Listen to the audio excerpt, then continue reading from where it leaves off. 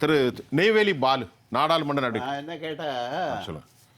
விவாதமே வேணாம், நான் இவங்க 2 பேரும் பேசிகிட்டு இருக்கட்டும் அவ்வளோ. உங்களுக்கு டைம் நேரம் இருக்கு, இன்னும் 20 நிமிஷம் ஏன்னா நீங்கள் இன்றைக்கு விவாதம் நடத்தக்கூடிய முறையை பொறுத்தளவில் என்னோட கடுமையான ஆட்சேபனை தெரிவித்து சொல்லுங்க. தலைப்பு வந்து நாடாளுமன்றம் பேசுவதற்கான இடம், நாடக மேடை அல்ல. நீங்கள் முதல்ல 2 பேரும் 1/2 மணி நேரம் பாஜக சார்ந்த 2 பேர் தான் பேச சொல்லிருக்கீங்க. நீங்க பேசுங்க. அதை பற்றி எதிர்கட்சி கருத்து சொல்றதற்கு, அதாவது மாற்று கருத்தை சொல்வதற்கான எனக்கு நீங்க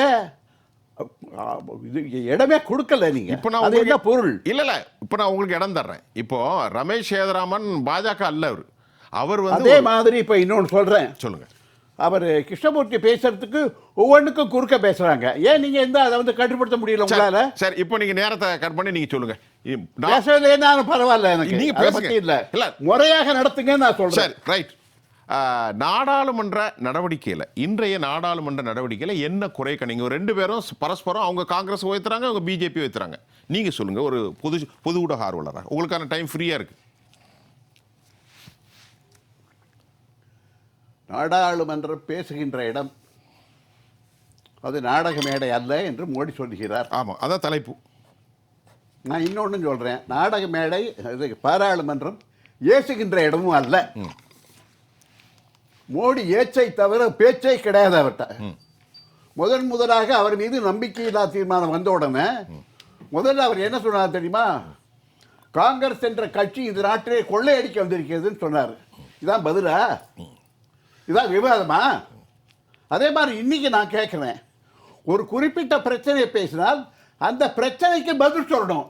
அதை விட்டுட்டு பொதுவாக வந்து இது நாடக மேடை, இது நடிகர், அது இதெல்லாம் பேசுறது வந்து அது வந்து மழுப்பதான விவாதம், கூர்மையானதே கிடையாது. கேட்டால் கேள்விக்கு தான் பதில் சொல்லணும். அதை விட்டுட்டு மொத்தமாக இவர் முட்டாடு, இவர் அறிவாளி, இவர் நாடக மேடை நடிக்க தரலாம். 3 வேளையில 3 ட்ரெஸ் போடுற நடிகர் முதல் நடிகர் மோடி தான். அப்ப நீங்க என்ன மோடியை பற்றி ஏன் பேசுறீங்க? அரசாங்கத்தை பற்றி என்ன பேசுறீங்க? இன்னொன்று பேசுறதுக்கு இடம்னா ஏசார தவிர ஏதாவது பேசியிருக்காரா? மோடி எப்போதாவது பாராளுமன்றத்தில் எவ்வளோ நாடு இருந்திருக்காரு? கிஷோருக்கு ஒரு கேள்வி கேட்டார், 11 வருஷத்துல 11 முறை பேசியிருப்பாரான்னு. அந்த கேள்விக்கு பதில் சொல்லுங்க. நான் 56 இருந்து பாராளுமன்ற நடவடிக்கைகளை பார்த்து கொண்டு வருகிறேன். அன்றைக்கு இருந்த GR அதிகாரி போன்றவர்கள், பூபேஷ் குப்தா போன்றவர்கள், HV காமத் போன்றவர்கள் எல்லாம் அவர்கள் பேசியதை நான் கேட்டு அரசியலை புரிந்து கொண்டவன்.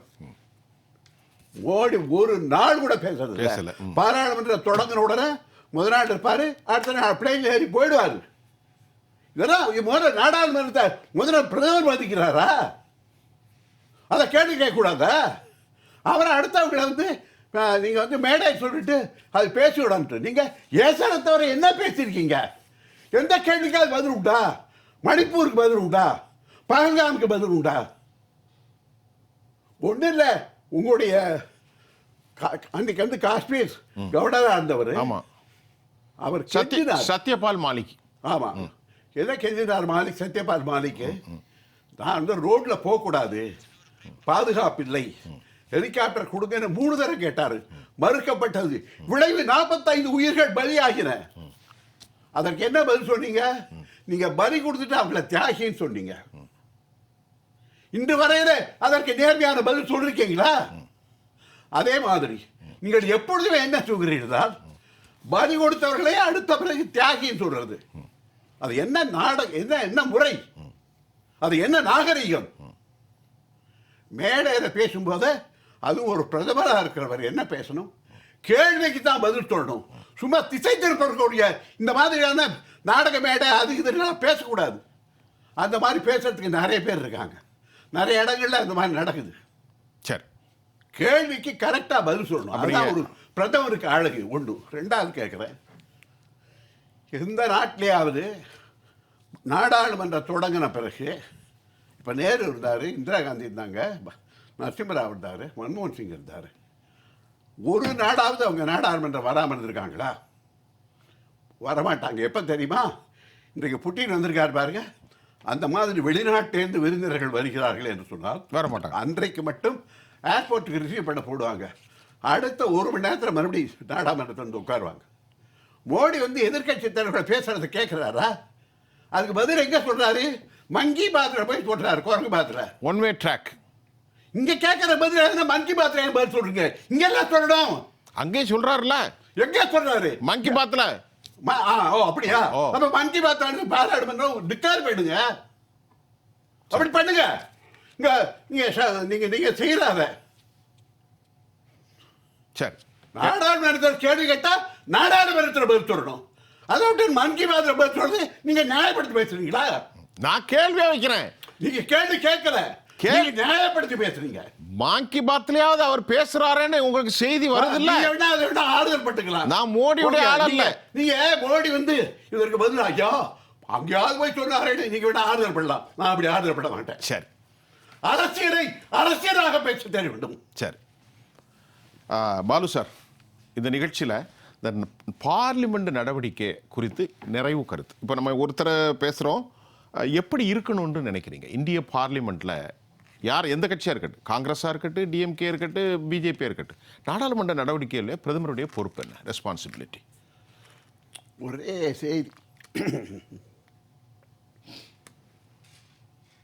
மன்னராட்சி முறையும் அந்நியராட்சியும் ஒழிச்சிட்டு நாடு சுதந்திரம் பெற்றது. 1950 ஒரு ஜனநாயக ஆட்சியாக ஒரு அரசியல் சட்டத்தை உருவாக்கி அதற்கு பிறகு நம்ம உருவாக்கியது இந்த பாராளுமன்றம். ஆமாம், அதுதான் ஃபஸ்ட்டு. கரெக்டு. அதற்கு முன்னாடி இருந்த பாராளுமன்றம் வேறு. அது வேறு. கான்ஸ்டியூஷனுக்கு வந்து 52 வந்த அந்த புதிய பாராளுமன்றம் வேறு. அதனுடைய நடைமுறைகளில் முக்கியமான விஷயம் என்னன்னு சொன்னால், நாடாளுமன்றத்தில் மக்களுடைய பிரச்சனைகள் பேசப்படும் போது, கேள்விகள் எழுப்பப்படும் போது அதற்கு பதில் சொல்ல வேண்டும். அதுதான் பதில் சொல்ற இடத்துல பிரதம மினிஸ்டர் தான் இருக்கணும். 1957 ராஜாஜி முதலமைச்சராக இருந்தார். ரேஷன் வந்தது. ரேஷன் வந்தவுடனே என்ன சொன்னாங்க? அப்பதான் முதல்ல இந்த மைதா மாவு, கோதுமை மாவு, சோள மாவுலாம் வந்தது. அப்போ அன்றைக்கு அதற்கு முன்னால் இருந்த பிரிட்டிஷ் அரசு இந்தியாவில் இருக்கக்கூடிய வேளாண்மையை சிதைத்து விட்டார். அவங்களுக்கு பக்கிங்ஹாமுக்கும் லங்காஷயர் மில்லுக்கும் இந்த அவுரி என்று சொல்லக்கூடிய இந்த அல்ட்ராமரைன் ப்ளூ அது வேண்டும் என்பதற்காக வங்காள விவசாயிகளை அவர்கள் உணவுப் பொருளை விட்டுவிட்டு அவரி நீங்கள் பயிர் செய்ய வேண்டும் என்று வற்புறுத்தினார்கள். அதை பற்றி சத்யஜித்ரா ஒரு படம் எடுத்திருக்காரு, வங்காள படம், நீல் தர்பன் அப்படிங்கிற பேர்ல. அப்போ அவர்கள் என்ன செய்தார்கள் என்று சொன்னால், இந்தியாவில் இருக்கக்கூடிய உணவுப் பொருட்களிலிருந்து அது எல்லாவற்றையும் அவர்கள் நாட்டுக்கு கடத்தினார்கள். அதுதான் பாரதி பாடினான், பொழுதெல்லாம் எங்கள் செல்வம் கொள்ளை போண்டவோ நாங்கள் சாகவோ, அழுது கொண்டிருப்போமோ நாங்கள் ஆண் பிள்ளை அல்லமோ உயிர் வெல்லமோ என்று பாடினான். கண்டிப்பா. அதற்கு காரணம் என்ன என்று சொன்னால், அவர்கள் நம்முடைய பாரம்பரியமாக இருக்கக்கூடிய நெசவு தொழிலிருந்து விவசாய தொழிலிருந்து எல்லாவற்றையும் சிதைத்தார்கள். அவர்களுக்காக அவன் அந்த வெள்ளக்காரன் டீ குடிக்கணுங்கிறதுக்காக கண்டிப்பா நம்ம இடத்துல மலைப்பகுதிகளில் அவங்க உணவுப் பொருள் விளைவித்ததை நிறுத்தி டீ எஸ்டேட்டை கொண்டு வந்தான். கண்டிப்பா கண்டிப்பா. அந்த மாதிரி பண்ணிய ஒரு மோசமான ஒரு ஆட்சியை இன்றைக்கு நம்ம அதை மாற்றி கொண்டு வந்திருக்கோம்னு சொன்னால் என்ன பொறுப்போடு இருக்க வேண்டும் என்பதுதான் என்னுடைய கேள்வி.